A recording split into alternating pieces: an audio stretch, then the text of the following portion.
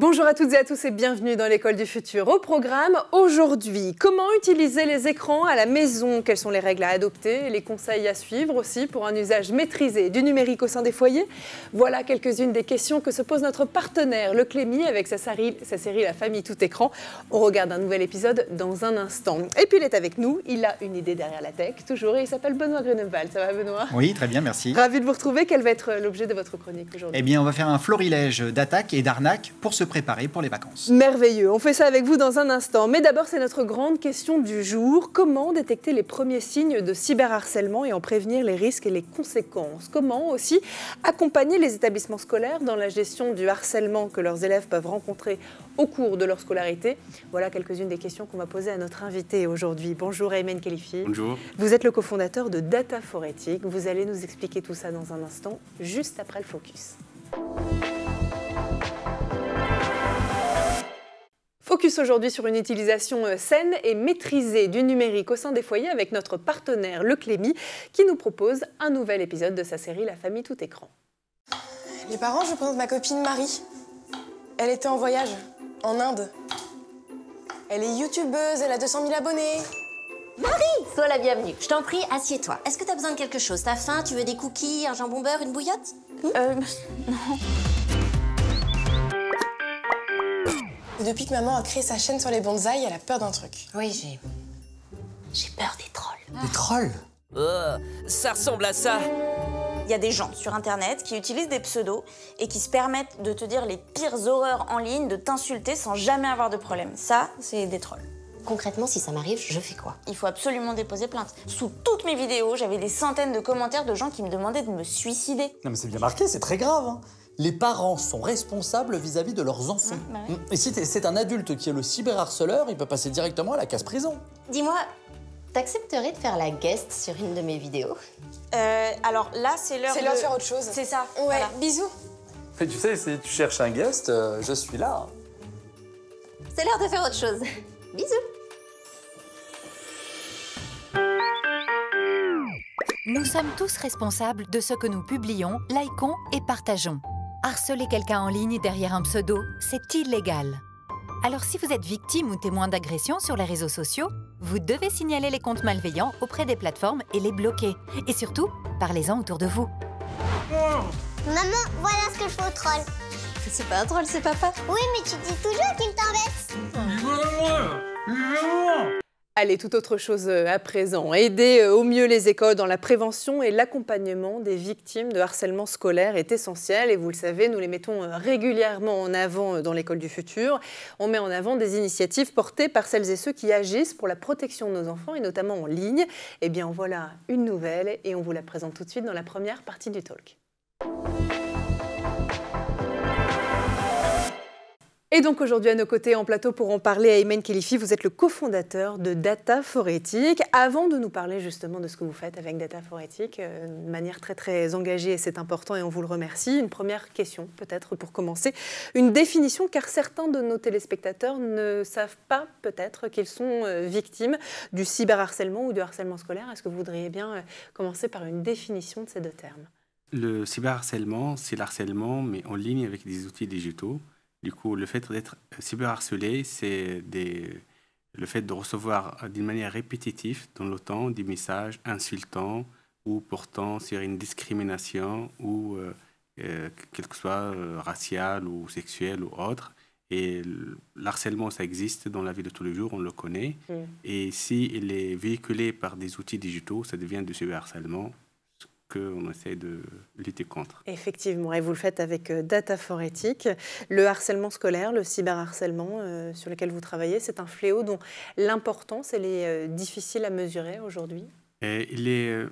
On arrive à le mesurer si on collecte les informations, on les analyse, mais les écoles et les familles ne sont pas bien équipées pour aller chercher les informations, regarder, il y a le décalage de génération, les réseaux sociaux comme TikTok ou les autres, sur lesquels les parents ou les directeurs d'école n'ont pas de compte, ils ne peuvent pas tout suivre. Même les outils collaboratifs qu'ils proposent aux élèves pour étudiés, ils sont support de pas mal d'échanges toxiques. C'est vrai. Il n'y a aucun filtre.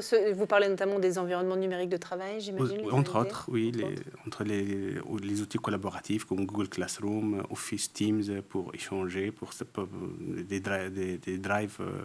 Même les commentaires sur les supports de cours sont supports d'échanges toxiques parfois entre les élèves. Du coup, et ce fléau d'usage numérique, on est avec beaucoup d'écoles où ils ont juste des tablettes et non pas des cartables.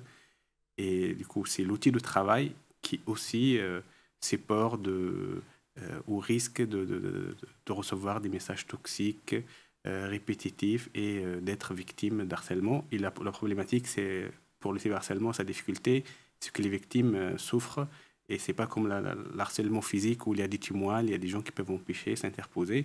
Ça se passe en ligne, ça ne s'arrête pas à l'école, ça se poursuit le soir à la maison. Et du coup, les conséquences sont parfois dramatiques. On les a vues pas mal de fois dans les news, des tentatives de suicide carrément, des décrochages scolaires.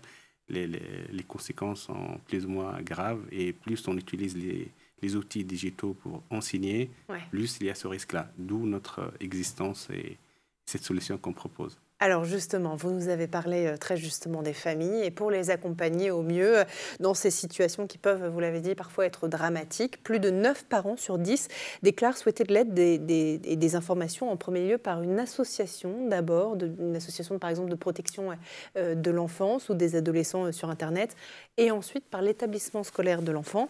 Vous êtes un autre acteur mais tout aussi important dans cette chaîne de valeur et de transmission aussi d'informations sur le harcèlement scolaire et le cyberharcèlement. Que proposez-vous concrètement à ces familles avec Data for Ethic ? On a 2 offres. Le premier est orienté pour les écoles tout d'abord, les établissements scolaires et universitaires. Du coup, on propose une solution qui s'installe sur leurs outils collaboratifs, sur leur ENT, sur tous les outils qu'ils proposent aux élèves pour étudier. On propose de s'installer sur ces serveurs-là et d'analyser comme un antivirus, du coup, mais contre les messages malsains et contre, on a catégorisé 30 catégories d'harcèlement, racial, sexuel, homophobie, grossophobie, on a 30 catégories. Et pour chacune, que nous, à la base, on est des chercheurs en IA, on a développé une intelligence artificielle qui est capable de détecter automatiquement ces catégories d'harcèlement ou de comportements déviants aussi. Il n'y a pas que l'harcèlement, il y a des comportements déviants qui sont les causes d'harcèlement. C'est quoi un comportement déviant ? Comme du vol de fournitures scolaires, des agressions verbales, parce que l'harcèlement, c'est répétitif et dans le temps. Et du coup, nos IA qu'on a développés, ils collaborent ensemble et lorsqu'ils voient qu'il y a un phénomène répétitif de plus en plus amplificateur, ça devient... et que la réaction de la victime est dépressive, du coup, on stocke les preuves d'harcèlement dans un coffre-fort parce que le harcèlement, c'est très difficile à prouver. Bien sûr. Du coup, on a développé une technologie avec blockchain qui permet d'approuver, de capter ce qui se passe dans les réseaux pour faire valoir les droits de la victime si jamais le directeur d'école ou le vérifiant d'harcèlement il veut ouvrir le coffre-fort. Parce que nous, lorsqu'on alerte par rapport à des cas avérés avec des justificatifs et après, on va parler de l'accompagnement. On essaie d'accompagner aussi pour résoudre ces problèmes-là. Mais tout d'abord, détecter des personnes qui souffrent sans parler, qui reçoivent ces messages-là dans les outils de l'école, mais à la demande des écoles aussi, on a développé ça, sur le top 10 des réseaux sociaux. C'est la technologie qu'on a brevet français avec une extension européenne. On est sur le top 10 des réseaux sociaux sur la partie publique, pas privée. TikTok, par exemple, X, tout est public, TikTok, une bonne partie, Facebook, les pages publiques. Et on collecte les informations multimédia, images, vidéos et textes. Dans notre IA aussi, on a appris du coup nos algorithmes pour qualifier les images violentes avec beaucoup de nudité, avec des produits illicites comme l'alcool, la drogue, etc. Ouais. Du coup, on protège les outils collaboratifs et TMS de l'école, mais aussi sur les réseaux sociaux. Ouais, entre les deux, les 2 outils qui sont utilisés principalement par les élèves aujourd'hui, effectivement. Et on constate que ça commence à l'école, ça se termine sur les réseaux sociaux publics, parce que pour nuire, ils mettent les choses en public. Du coup, notre outil, c'est ça. Après les écoles, il y a certains qui protègent juste en interne, d'autres qui prennent les deux. Et là, on est sur 8 groupements scolaires en France qui utilisent depuis 2023. On a commencé la commercialisation, cette solution. Et ça les soulage d'aller eux-mêmes contrôler leurs outils. Ce qui se passe sur leurs outils, bien sûr. Et aussi contrôler sur les réseaux sociaux. Et on a 2 cas avérés par mois pour des écoles de 400 personnes, par exemple. Les écoles de 1500, il y a beaucoup plus, mais la moyenne, celui qui a commencé à utiliser presque 10 mois, par mois, on remonte 2. Et après, on les accompagne. L'accompagnement, on peut en parler, du coup, pour sortir de ces cas-là d'harcèlement. Alors, juste avant, effectivement, Aymen, de parler de l'accompagnement qui est essentiel, tout aussi essentiel que la collecte de preuves, ces preuves, justement, qui se retrouvent dans le coffre-fort numérique, comme vous l'appelez, elles servent aujourd'hui à un jeune ou à sa famille ou même à un établissement scolaire de porter plainte? Ça, c'est le cas qu'on veut éviter. On veut détecter avant que ça soit très grave, que la boule de neige soit irrécupérable. On veut détecter les signaux avérés, que ce ne soit pas pour tout et n'importe quoi, on alerte. Mais et du coup, on essaie d'alerter et accompagner avant d'arriver à des stades où il faut porter plainte. Mais s'ils veulent faire avoir ces droits, c'est une technologie approuvée par la jurisprudence française. Les blockchains, c'est des pièces qui peuvent faire foi pour valoir les droits de l'enfant.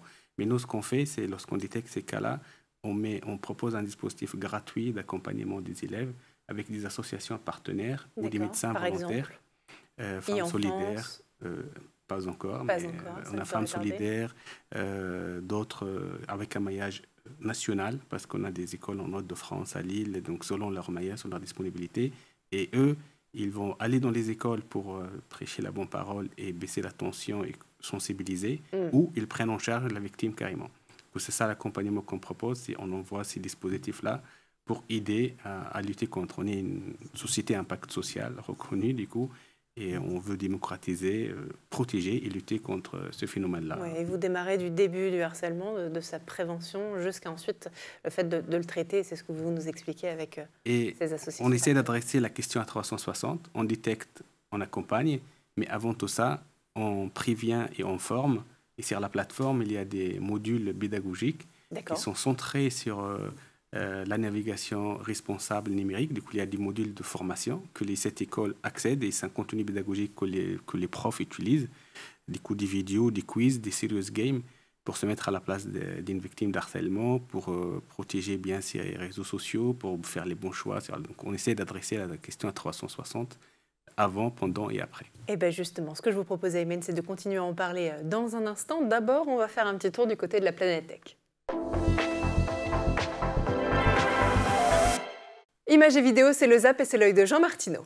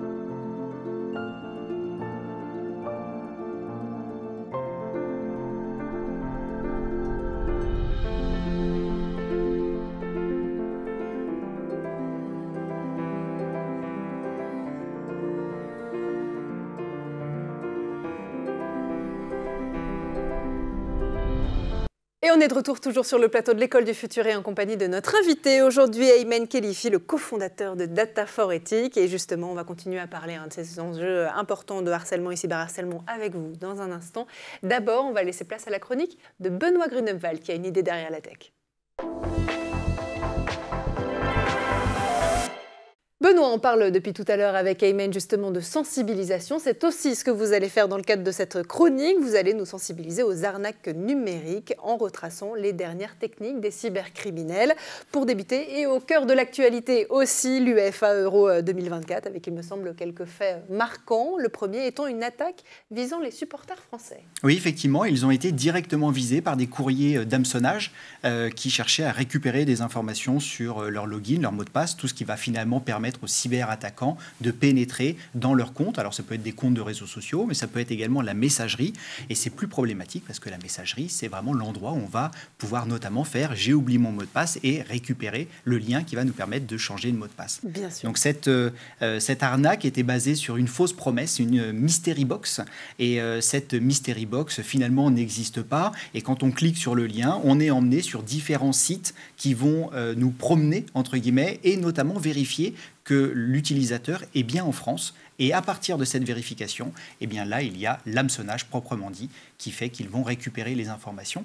Ce qui est très pernicieux parce que souvent, on reçoit des emails d'hameçonnage qui sont entre guillemets destinés à tout le monde. Ouais, Sauf que là, ils attendaient bien d'avoir un client, une victime française pour pouvoir activer leur mécanisme d'attaque. C'est assez effrayant, effectivement. Alors, il y a un deuxième fait marquant aussi, c'est le site web du diffuseur de Pologne-Pays-Bas, victime d'une cyberattaque, et là, pour le coup, en plein match.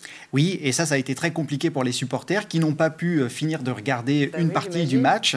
Et ça, c'est à cause d'une attaque que l'on appelle de DDoS. Vers 15 h, la télévision polonaise a constaté que cette attaque de DDoS avait été menée à l'encontre de son site internet et qu'elle avait bloqué une partie de la diffusion du match. Alors, c'est quoi une attaque DDoS ?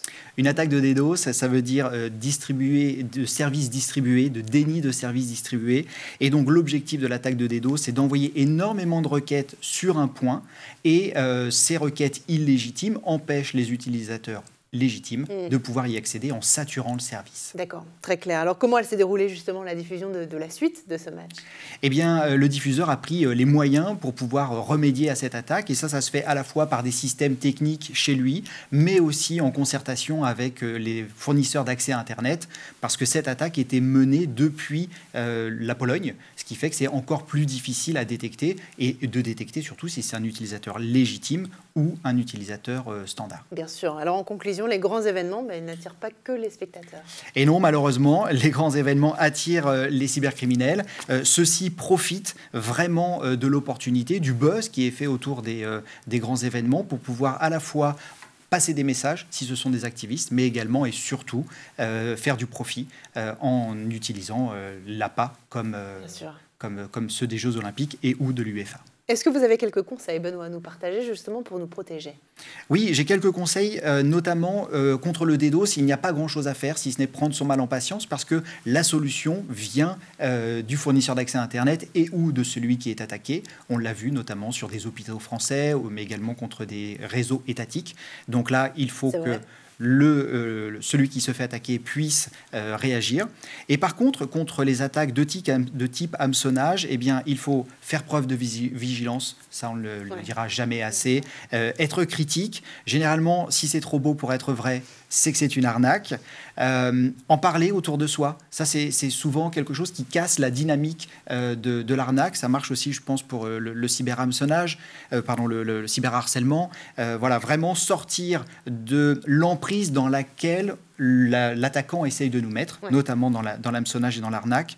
Et puis après, il y a des points un peu techniques. Mettre à jour son système d'exploitation, son OS, ne pas oublier son smartphone, parce que les cyberattaquants utilisent des failles et des vulnérabilités dans nos outils pour pouvoir perpétrer leurs attaques. Et puis ensuite, je dirais qu'il faut faire attention, et notamment si on revient sur l'UEFA ou sur les Jeux Olympiques qui arrivent, faire attention aux plateformes illégales. Parce que quand on dit quand c'est gratuit, c'est vous le produit. Ça vaut pour certaines sociétés marketing qui veulent nos données, mais ça vaut aussi pour les cybercriminels qui vont mettre à disposition un certain nombre d'outils gratuits. Mais en fait, ces outils vont souvent propager des virus, pour faire simple, des virus ou des tentatives d'arnaque. Bon, on prend note en tout cas de ces conseils et on va partir très prochainement en vacances, si ça n'est pas déjà fait pour certains d'entre vous. Est-ce que vous avez du coup, Benoît, un conseil pour repartir l'esprit léger et serein?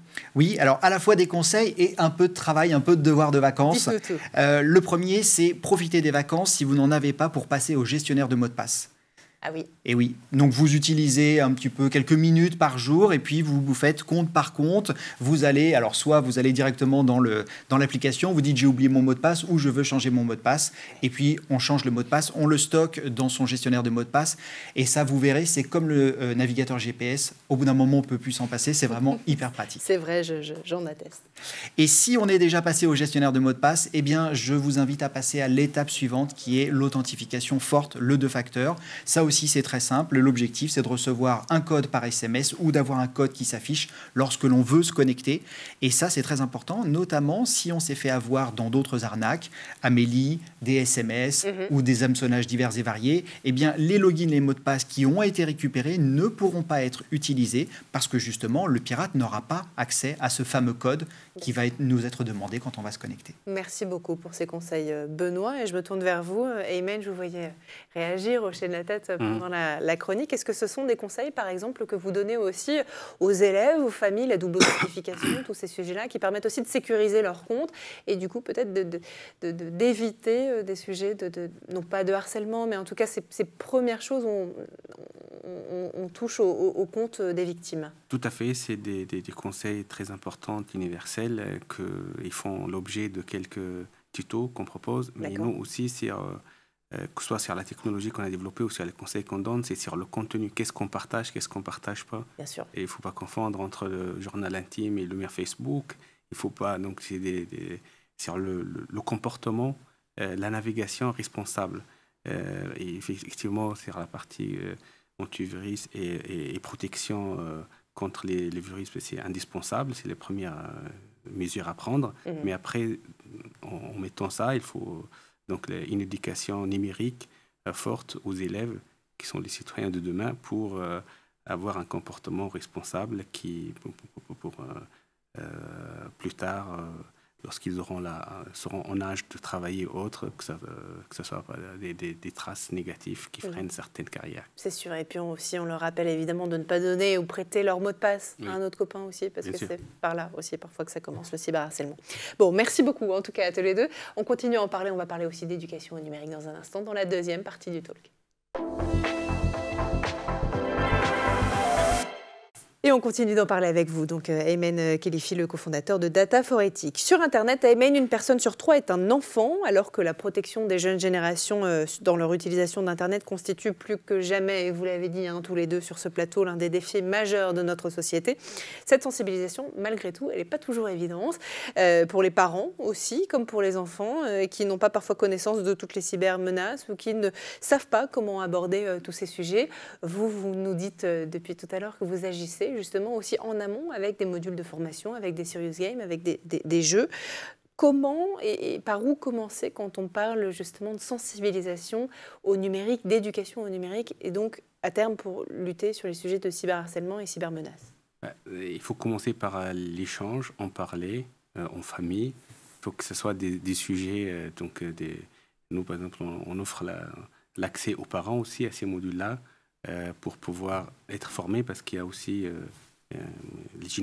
certaines générations qui ne sont pas très à l'aise avec les technos, avec l'usage et le comportement sur ces réseaux-là. Donc, je dirais, le programme phare de l'éducation nationale, c'est très bien, mais il ne touche pas vraiment la famille, il ne touche pas avec un contenu attractif, parce que les enfants qui jouent aux jeux vidéo, ils veulent bien garder le même confort en apprentissage, donc il faut des contenus attractifs pour les attirer et les former au passage sur cette navigation responsable et pour se protéger contre les menaces présentes de plus en plus lorsqu'ils naviguent. sur Internet. Vous partagez cet avis, Benoît? Oui, complètement. Et on a aussi repéré, nous, qu'il y avait certains harceleurs qui s'ignoraient.